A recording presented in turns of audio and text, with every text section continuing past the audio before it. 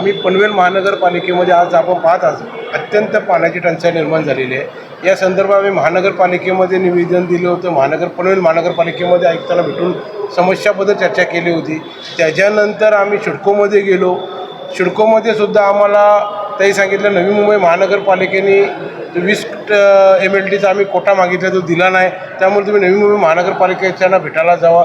आम्ही रितसरप्रमाणे कायद्याच्या नियमाप्रमाणे आम्ही महानगरपालिकेचे जे महापौर आहेत त्यांनासुद्धा पत्र दिलं होतं। महापौर आहे का आम्हाला अजून पत्राद्वारे बोलवलं नाही, म्हणून आम्ही सन्माननीय उपमुख्यमंत्री एकनाथजी शिंदेसाहेब यांच्याकडे भेटायला गेलो। व एकनाथजी शिंदेसाहेबांनी आम्हाला सांगितलं आमचे तिथे जे विरोधी पक्षनेते आहेत विजय चौगुलेजी, त्यांना तुम्ही भेटा, ते तुम्हाला आयुक्तांकडे घेऊन जाऊन काहीतरी मार्गदर्शन करत द्या। नाही दिलं तर मी त्याच्यावर पुढील आठवड्यामध्ये तुम्हाला काय उपाययोजनेबद्दल मार्गदर्शन द्यायला सांगतो। अशा पद्धतीने ते स्वतः आमच्याशी चर्चा केली। व आता आज नवी मुंबई महानगरपालिकेमध्ये पनवेलच्या पाण्याच्या समस्या सोडवण्यासाठी सन्माननीय विजयजी चौगुले साहेब स्वतः बोलले एक आयुक्तांची आम्ही मिटिंग नवी मुंबई महानगरपालिकेच्या आयुक्तांची तुम्हाला एक मिटिंग घेऊन देतो आणि त्यावेळी आम्ही त्याबद्दल तुम्हाला पाणी पनवेल महानगरपालिका कसे मिळेल याबद्दल पॉझिटिव्ह प्रमाणे निर्णय घेऊ असे बोलले। यासाठी आमचे गटनेते केतनजी घरात भगत होते, पुन्हा हरीशजी केने होते, पुन्हा तुषारजी पाटील होते, पुन्हा जाधव, अशा पद्धतीने नगरसेवक गटनेते मिळून आम्ही पाणी सोडवण्यासाठी पनवेल महानगरपालिकेचे समस्या सोडवण्यासाठी आम्ही इथे आलेलो। लोकशाही मार्गाने आपण पाण्याची मागणी करतात, जर ही मागणी आपली पूर्ण नाही झाली तर पुढील आपले ॲक्शन काय असतं? नक्कीच आम्ही या लोकशाहीमध्ये ज्या दिलेल्या आहेत त्या लोकशाहीच्या सगळ्या पायऱ्या आम्ही पुढे करत चाललेलो आहोत। शेवटी आमचा संयम सुटणार आहे। हेच माझं सर्व पाणी हा कलंबोली सर्कलवरनं नवी मुंबई महानगरपालिकेला येतो आहे। हा नवी मुंबई महानगरपालिका येणारा जो कॉक आहे तो आम्ही 100% फिरवणार आहोत। एक विशिष्ट तारीख देणार आहोत, त्या दिवशी नवी मुंबई महानगरपालिकेकडे जो पाणी येतो तो पाणी आम्ही बंद करणार आहोत आणि पनवेलची ताण भोगण्यासाठी आम्ही प्रयत्न करणार आहोत। कारण का पनवेलला कोरडा घसा ठेवून आम्ही नवी मुंबई महानगरपालिकेकडे पाणी देणार नाही, या भूमिकेला आम्ही स्पष्ट असणार। पनवेलचा पाण्यासाठी जनतेचा घसा कोरडा झालेला आहे अक्षरशः। कारण आज तुम्ही बघता गेली 4 दिवस शटडाऊन MIDC आणि नवी मुंबई महापालिकेचा जो मोरबा धरण या ठिकाणी शटडाऊन केल्यामुळे एक या हप्ताभर बघतात तर पाणीच नाही पूर्ण पनवेलमध्ये। खारघर असो, तलोजा असो, कलंबोली असो, कामोठा असो, पनवेल असो, या ठिकाणी एक अक्षरशः लोकांची वाईट परिस्थिती आज तुम्ही बघता। नाही धरणामधून पाणी येत आणि जे स्तोत्र आहेत, जे प्रायव्हेट टँकरवाले इतर ठिकाणी विहिरीकडून बोरवेलमार्फत तिथेही पाणी संपलेलं आहे। कारण अतिशय वाईट परिस्थिती आज पनवेल शहराची होत चाललेली आहे। आणि अशा परिस्थितीत पनवेलचे सत्ताधारी ज्यांच्या हातात पनवेलच्या जनतेने सत्ता दिलेत ते पूर्णपणे झोपलेले आहेत। परंतु आमचे विरोधी पक्षनेते आणि आम्ही सर्व आघाडीचे सर्व नगरसेवक सतत या पाण्यासाठी प्रत्येक ठिकाणी भेट देत होतो। मागच्या हप्त्यात आम्ही आमचे उपमुख्यमंत्री शिंदेसाहेब यांची भेट घेतली। त्यांना त्या ठिकाणी सांगितलं की त्या ठिकाणी आम्हाला नवी मुंबईमधून 30 MLD पाण्याची व्यवस्था करा। आणि त्यांनी त्या आमचे विरोधी पक्षनेते नवी मुंबईत त्यांना भेट घ्या, त्या संदर्भात त्यांनी सांगितलं यांना भेट घ्या। आम्ही त्यांना आज भेटलो, काय आयुक्तांना भेटू, महापौरांना आम्ही महिना झाला पत्र दिलं आहे, इथले नवी मुंबईचे महापौर आम्हाला भेटी देत नाही, अशी परिस्थिती आहे। म्हणजे प्रत्येक ज्या ठिकाणी पाण्याचा जिथे स्रोत मिळेल त्या ठिकाणी आम्ही जाण्याचा प्रयत्न करतो।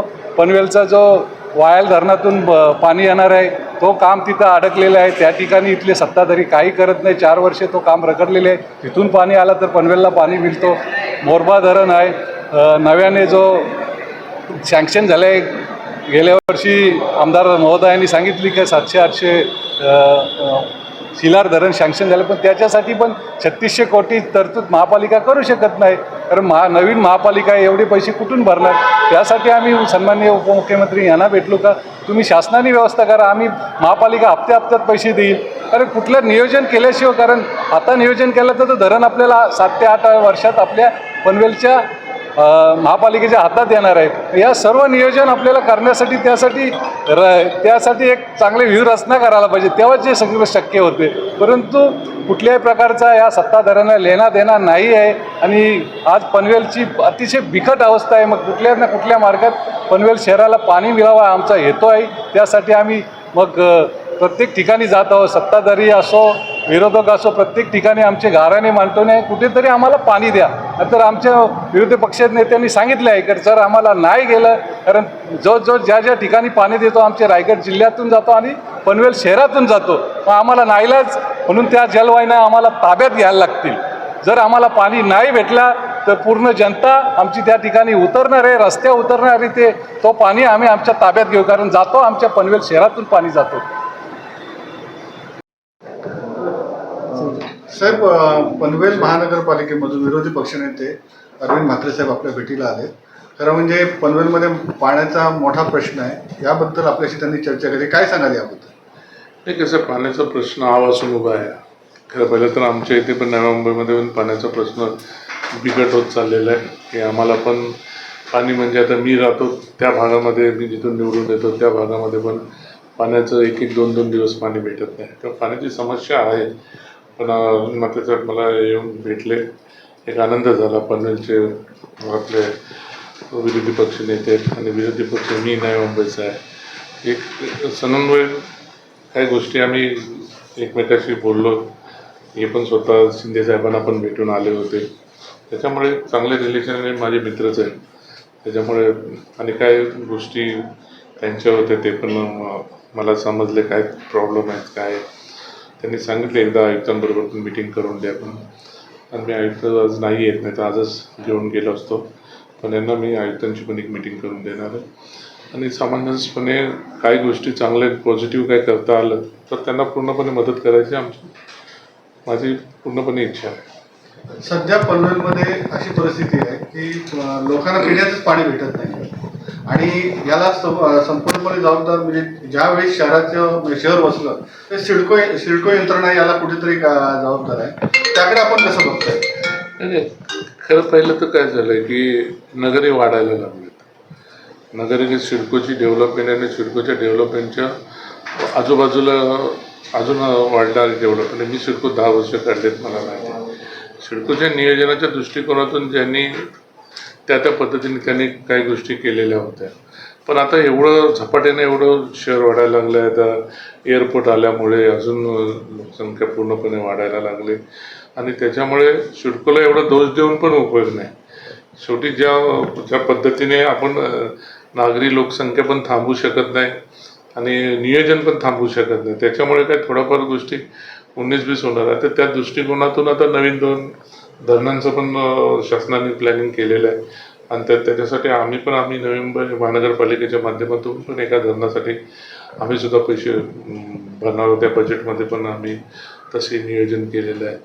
तर खरं पहिलं तर हे महापालिका अस्तित्वात आल्या जसं आम्ही मोरबेचं आम्हाला म्हणजे आमचं लत चांगलं आहे की ते आम्हाला तर रेडी आर पाटील त्यावेळेस होते, त्यांच्या माध्यमातून मिळालं. तसं आता तुम्हाला सुद्धा जर एखादं रेडी असतं तर तुम्ही पण ते पटकन त्याला हे करून घेतलं असतं. पण पाण्याची समस्या यावासून उभ्या, त्याच्यावरती काही ना काही करून तोडगा काढायलाच पाहिजे. पनवेलकरांची अशी भूमिका आहे की जेवढे आता नळ पाणी योजना आहेत किंवा नळ पाणी आहे ते सगळे त्यांच्या हद्दीतून इकडे येते. नवी मुंबई म्हणजे हेटवण्याचं असेल, मोरब्याचं असेल, आमच्या हद्दीतून जाते. मग आमच्या हद्दीतून जाताना, पनवेलच्या हद्दीतून जाताना पनवेलकरांना पाण्यासाठी काय हवे हे टाहू पसरावा लागतोय. तर तुम्ही काय सांगाल याबद्दल? हाच खरं प्रश्न आहे की सर्व तुमच्याच हद्दीतून सर्वीकडे येतात. जेवढ्या डॅम आहेत हे सर्वच रायगड हद्दीमधूनच इकडे येते की आमच्या ठाणे हद्दीमध्ये 12वीचा डॅम सोडला तर दुसरं कुठलाच हे नाही आहे. इव्हन आम्ही सुद्धा मोरबेचा आमचं डॅम असताना सुद्धा आम्हाला 12वीचं पाणी घ्यायला लागते आणि 12वीच्या पाण्यावरती आमचे ऐरोलीसारखे एक नगर आणि त्याच्यावरती सांभाळलं जातं. म्हणजे ह्या सर्व गोष्टी आहेत. आता तो तरचा प्रश्न आहे आणि आता तिकडनं येते त्या ठिकाणी येत असताना अगोदरच काही गोष्टी जर घडल्या असत्या आणि झाल्या असत्या तर सामंजस्यपणे सर्व गोष्टी करता आल्या असत्या.